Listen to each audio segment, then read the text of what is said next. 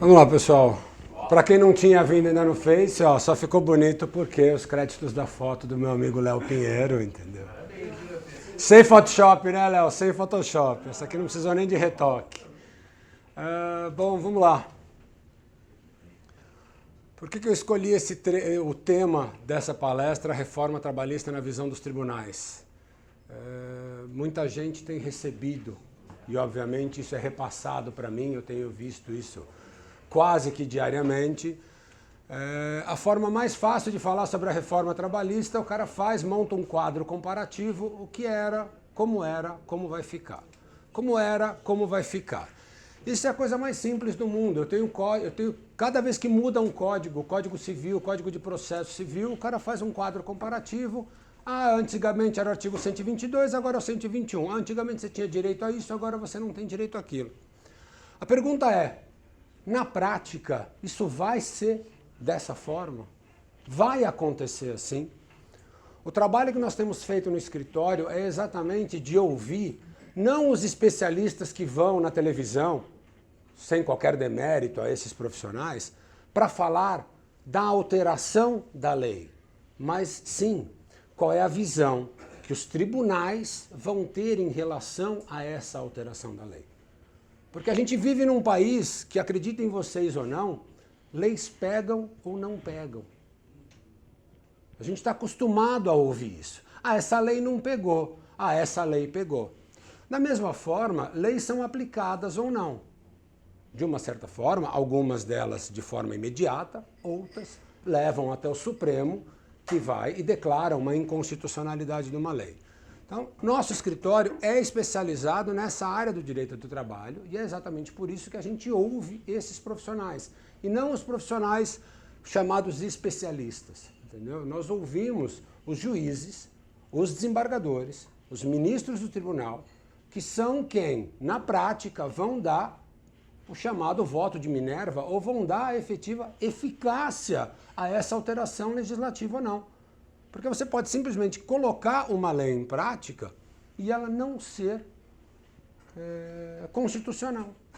Então, mas a lei está em vigor, tá, mas na hora que ela chegar nas barras do tribunal, o juiz já vai entender ela como inconstitucional, você vai entrar com recurso porque está escrito na lei, o tribunal vai entender que não, até a hora que vai chegar no Supremo você vai falar, de fato, essa lei é inconstitucional, não se aplica para esse caso.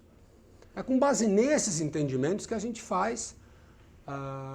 fez esse estudo e eu separei alguns tópicos mais importantes.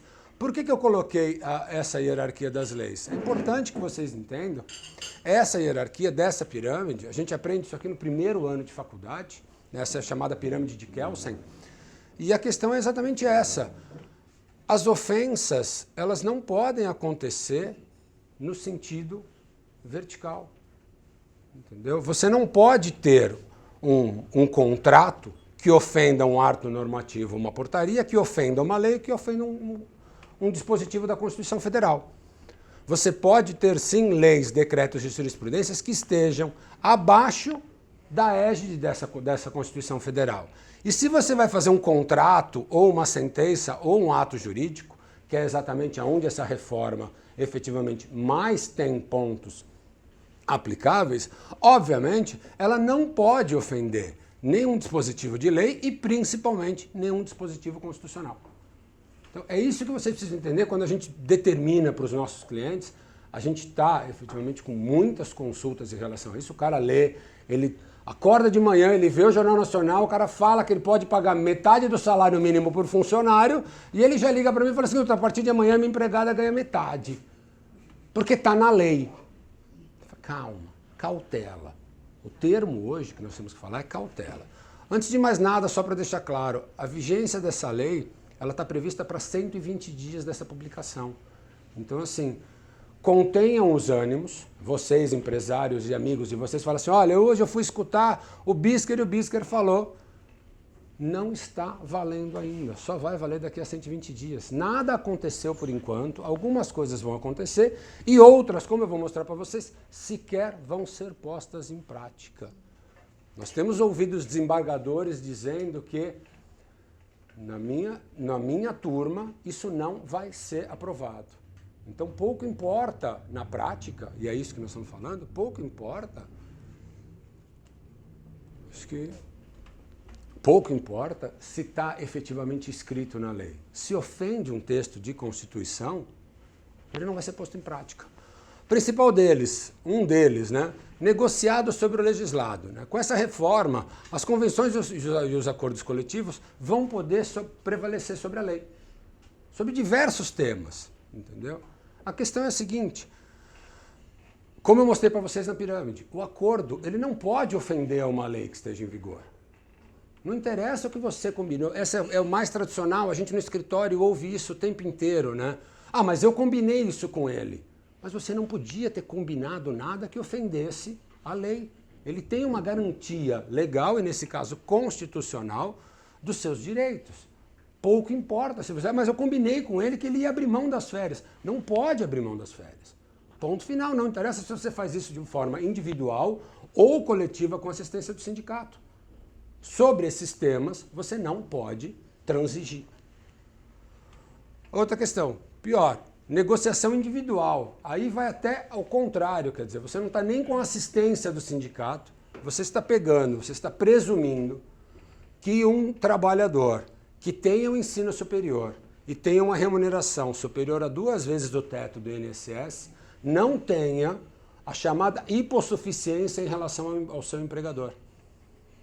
Porque o que a lei protege, e a lei trabalhista protege, é exatamente o direito do empregado em relação ao empregador, porque ele não tem esse poder de barganha. E o que diz a lei é o seguinte, qualquer trabalhador que receba mais do que 11 mil e tenha curso superior, pode decidir sobre qualquer coisa, inclusive sobre reduzir o seu próprio salário por qualquer outro motivo. E isso é vedado na Constituição. A Constituição, no artigo 7, fala que é garantida a irredutibilidade do salário. O cara fala, mas ele concordou, ele sabia do que estava fazendo. Tanto faz, não é porque eu concordo com o Wagner que nós vamos matar o Evandro e fazemos um contrato que isso está autorizado. Porque matar é proibido. Pelo menos fazer um contrato sobre isso, o objeto é ilícito. Né? Outra coisa que a gente tem aqui, o acesso à justiça do trabalho. Essa daqui, você não tem um juiz que não arregala o olho e fica abismado com isso. Termo de quitação anual.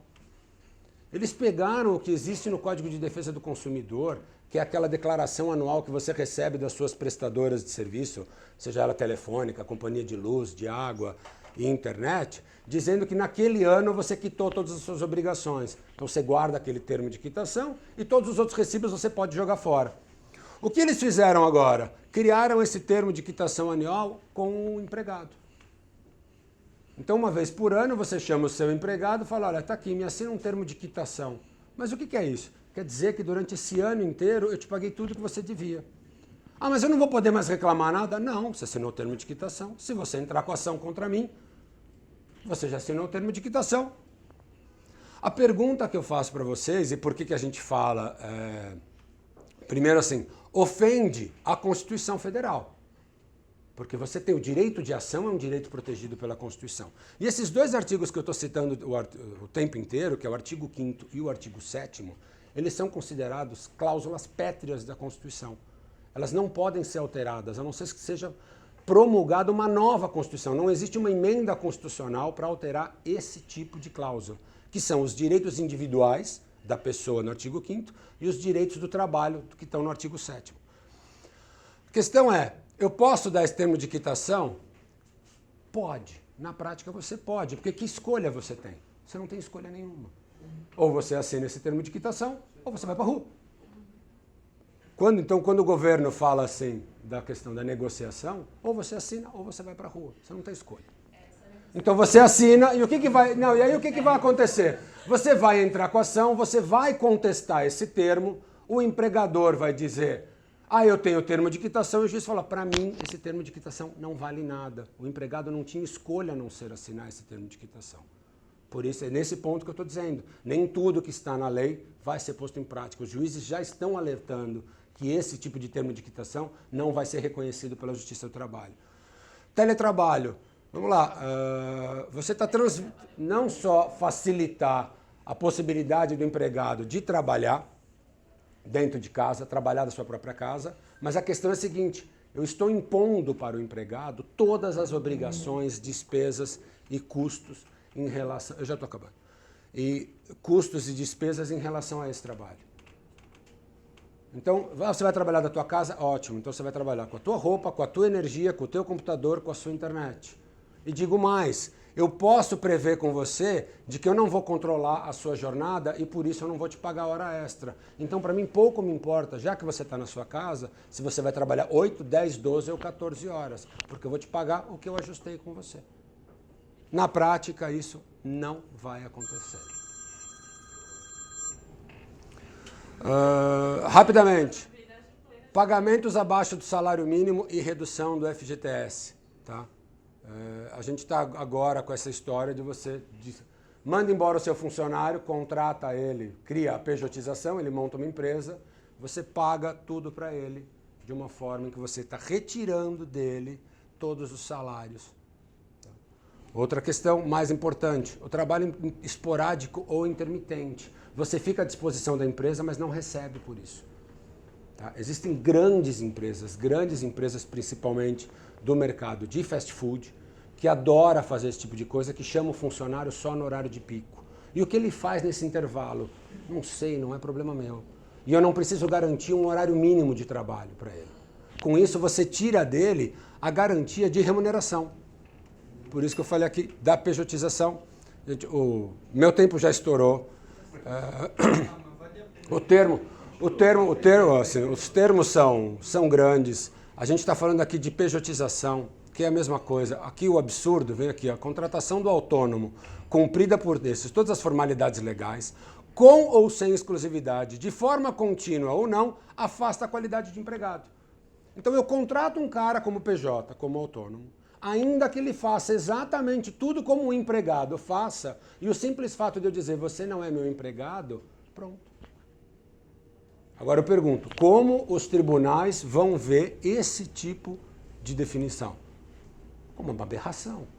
Se você tem um empregado, ele vive como empregado, ele age como empregado, ele recebe como empregado, e só porque eu chamo ele de PJ, ele não é meu empregado? Na prática, tem que ter muita cautela em relação à adoção dessa ou outras medidas. Se numa fábrica, se o cara corta o braço, o problema é seu, se vira. Você é PJ. Não tem nada a ver com isso. Entendeu? Vou pular essas coisas, vamos falar, vou pular também essa questão aqui dos diferenciais do escritório. Só é importante para vocês saberem, o Cazu sempre coloca esse tipo de ponto aqui quando ele faz a apresentação dele, da quantidade de normas trabalhistas que existe. Né? A gente tem mais de 90 normas que foram editadas no ano passado, tá? Tirando essas da reforma trabalhista, que são umas que mais impactam, mas tem normas que mudam o tempo inteiro. O nosso escritório se atualiza para dar esse tipo de diferencial. O que nós queremos? Qualquer empresa, independente do porte, que esteja em fase de reestruturação ou tenha empregados contratados. Esse é o tipo de referência que a gente tem. Gatilho, igual o Rafael, qualquer empresário que comente ou reclame, não do seu corretor, mas dos seus funcionários. Gente, vou pular a questão das perguntas. Eu estou à disposição de vocês no meu escritório para a gente fazer um a um. Quem tiver as dúvidas por meu e-mail, pegue os meus cartões, eu teria o prazer enorme tirar a dúvida de vocês. Obrigado, desculpa por ter extrapolado o tempo.